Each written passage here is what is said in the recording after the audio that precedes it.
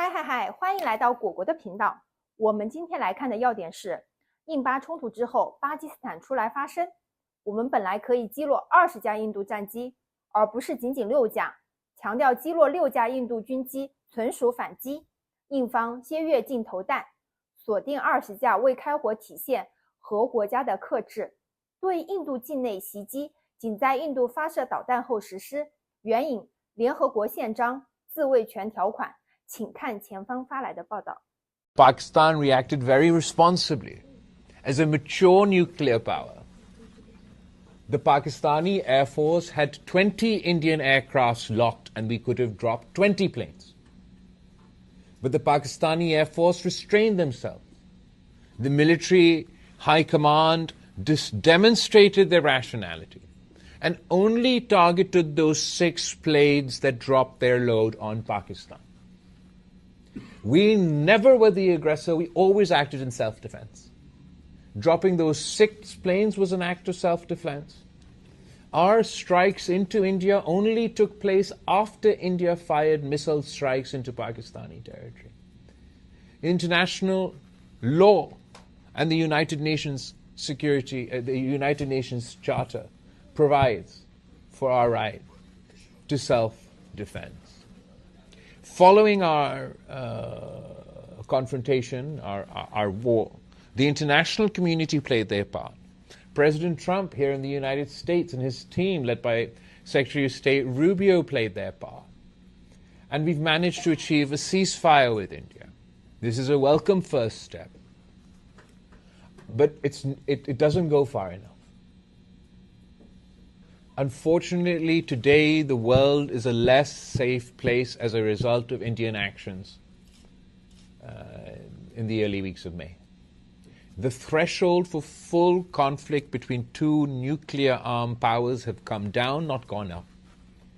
The new normal that the Modi government wants to impose on the region is this: that if there's a terrorist attack anywhere in Indian-occupied Kashmir, or anywhere in India for that matter, without providing a shred of evidence, India's automatic reaction will be to go to war with Pakistan. So the law of reciprocity means that any terrorist attack in Pakistan, without a shred of evidence, a shred of proof, means we have to go to war with India. There are far more terrorist attacks that take place in Pakistan than take place in India. A war between India and Pakistan is not confined. The consequences of that war is not confined to India and Pakistan. A nuclear conflict has implications for the entire world, which is why it's all the more important for Pakistan to present its case, to urge the international community to continue to play its role, just as it did during the ceasefire, and prevail upon India to abandon its strategy and instead agree to engage in a comprehensive dialogue with Pakistan. We believe that such a dialogue would of course include the issue of terrorism. As most of you here today will be aware, Pakistan has a long list of complaints against India as far as terrorism is concerned. India is on the record in our communique from Sharm el-Sheikh that India has supported terrorist groups in Balochistan. Kulbhushan Yadav is an Indian officer who's been in Pakistan custody since 2017. He is admitted to Indian involvement, and he is living proof of India's involvement in supporting terrorist proxies within Pakistan. We believe that India and Pakistan should work together to fight terrorism. Any and all complaints India does have, they should share with the Pakistani side. And we should have the confidence that we can share our complaints with the Indian side and they will take appropriate action. It's only together that we'll be able to defeat this menace.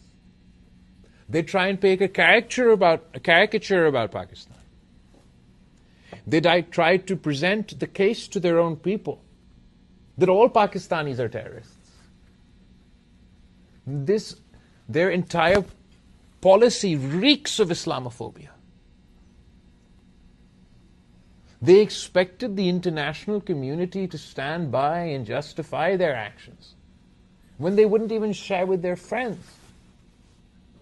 proof behind the terrorist incident that took place. And obviously at the root of all this, and a key component of any comprehensive dialogue with India, will have to be the issue of Kashmir.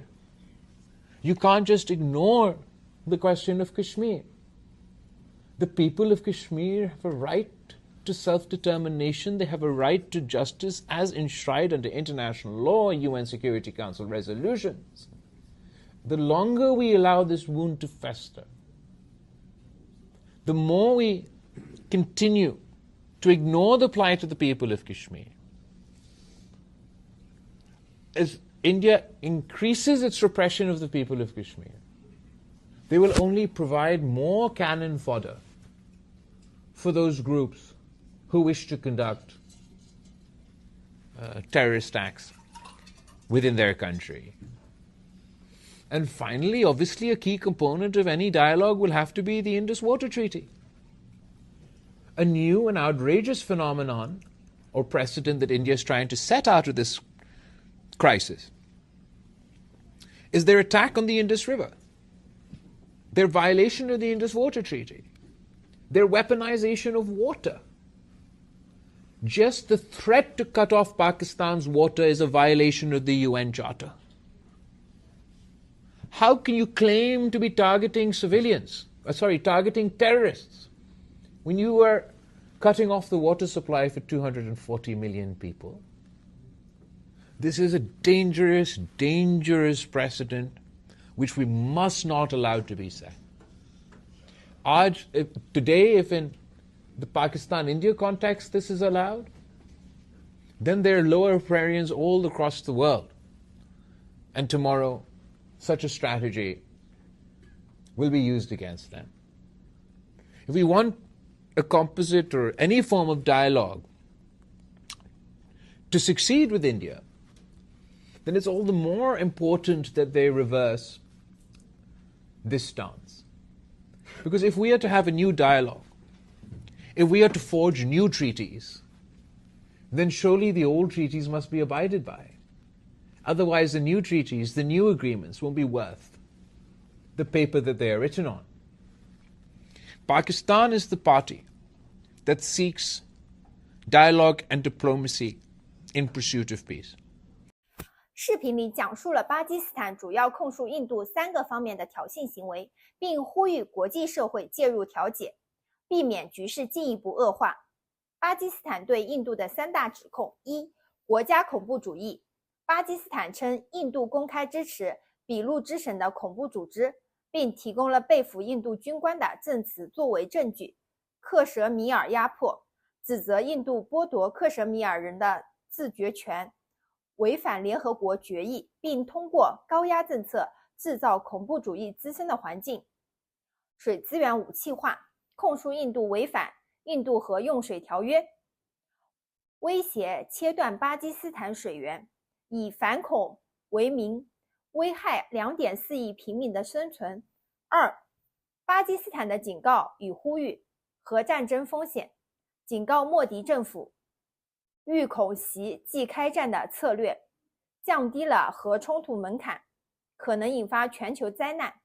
国际社会介入，希望美国、联合国等继续调停，如之前促成的停火，防止局势失控。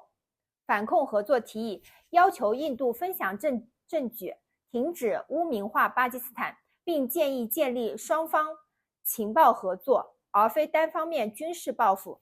3. 巴基斯坦的战略意图抢占道德高地，强调自己核克制，对比印度的军事冒险，塑造负责任形象，人道主义捆绑，把克什米尔水资源问题与人类生存权挂钩，放大印度的反人道行为，揭露印度双标，批评印度在反恐问题上不分享证据，却要求国际支持，同时煽动对伊斯兰的恐惧。那么和平前景如何呢？巴基斯坦希望印度接受克什米尔加反恐加水资源的综合谈判，但目前莫迪政府态度强硬，停水扩军，反恐指控仍在继续，短期内和平希望渺茫。总而言之，巴基斯坦在视频中控诉印度搞恐怖，压克什米尔，断水资源，警告核战争风险，并呼吁国际社会施压印度回到谈判桌，但印度目前不买账，局势依然紧张。谢谢大家观看，喜欢请点赞、评论、加订阅，拜拜。